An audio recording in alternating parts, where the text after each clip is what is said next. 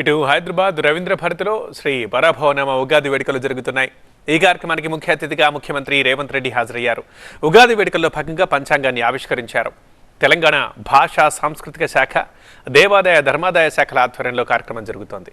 ఉప ముఖ్యమంత్రి భట్టి విక్రమార్కతో పాటు మంత్రులు జూపల్లి కృష్ణారావు, కొండా సురేఖ, పొంగులేటి శ్రీనివాసరెడ్డి కూడా వేడుకల్లో పాల్గొన్నారు. పీసీసీ చీఫ్ మహేష్ గౌడ్తో పాటు పలువురు ఎమ్మెల్యేలు, ఎమ్మెల్సీలు, కార్పొరేషన్ చైర్మన్లు కూడా ఉగాది పంచాంగ శ్రవణానికి తరలివచ్చారు.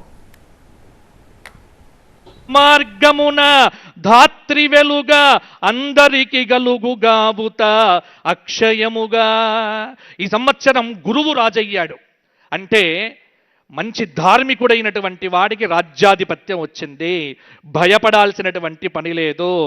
నేనేమైనా మంచిదే కానీ నా ప్రజలు బాగుండాలి అనేటువంటి తపన రాజుల యందు పరిఢవిల్లుతుంది. ఎప్పుడైతే ఈ భావన ఉంటుందో పరిపాలన అనేటువంటిది సంక్షేమంగా ముందుకు సాగుతుంది. ఇంకొక మాట, వర్షలగ్నంలో అలాగే జగల్లగ్నంలో రవిచంద్ర శుక్ర శనులు, చతుర్థ కేంద్రంలో బృహస్పతి, షష్ఠ స్థానంలో కేతువు, వ్యయంలో కుజ బుధ రాహు స్థితి, తెలంగాణ ఆవిర్భావ చక్ర ప్రకారంగా రాష్ట్రంలో సుపరిపాలన చెయ్యటానికి అనుక్షణం రాజు తహతహలాడిపోతూ ఉంటాడు, ప్రయత్నం చేస్తూ ఉంటాడు.